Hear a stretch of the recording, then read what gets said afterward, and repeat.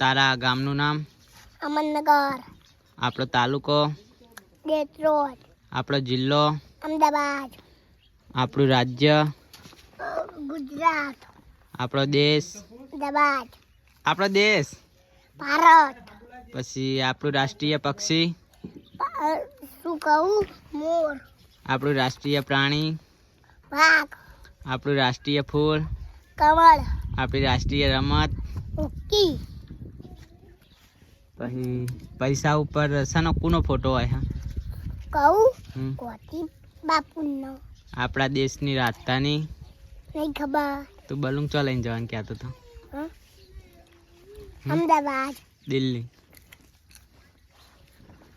આપણા દેશના વડાપ્રધાન કોણ? હા ખબર નહીં.